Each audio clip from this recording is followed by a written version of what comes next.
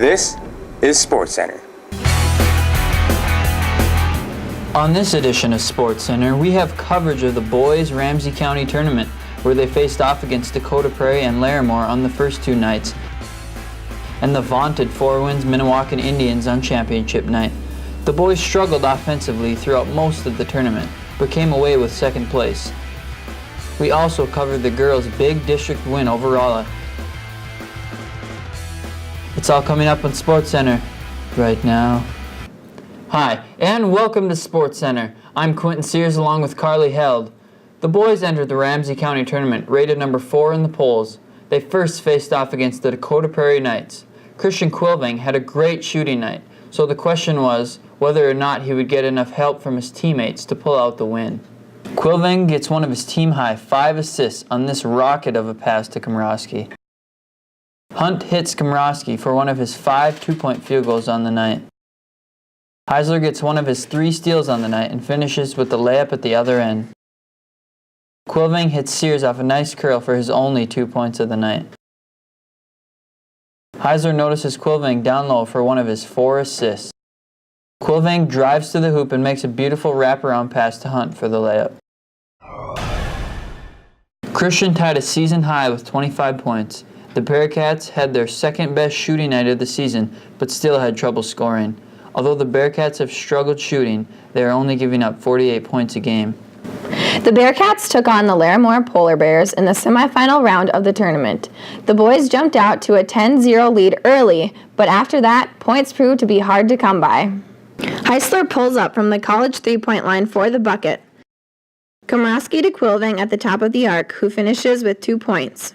Komrosky dishes to Sears for one of his 4 assists. Hunt passes to Komrosky, who hits the 3 from downtown. Heisler to Komrosky from the same spot for the basket. Sears to Quilving with a big move to the basket. Sears with a team high of 5 assists gets it to Quilving. Hunt to Quilving, who heads straight to the basket for an easy layup. The Bearcats struggled on the offensive end, only shooting 36%.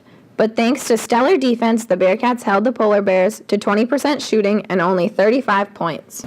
Championship night brought the toughest opponent of the season for the Bearcats, as they took on the number 1 rated Four Winds Minnewacan Indians. This seems to be an annual event at the tournament, and always turns out to be a nail-biter. Quilving passes it over to Sears for his first 3 of the night. Quilving spots Sears in the short corner, then he quickly spots Hunt for the layup. Sears throws it to Heisler across the court for one of his 2 threes on the night. Quilving drives hard to the basket for the layup and the foul. Heisler dishes it to Legacy for the floater and the foul. Hunt notices the open Komrosky at the top of the arc for 3. Quilving hits this nasty fadeaway for 2 of his team-high 21 points. Quilving hits the off-balance shot to cut the lead to 8. Heisler launches the ball completely across the court to Sears for his 3rd 3 of the night. Komrosky gets one of his 3 assists on the night with this alley-oop to Quilving. The Bearcats took their first loss of the season, but it was a good game for them to see how they rank against the top team in the state.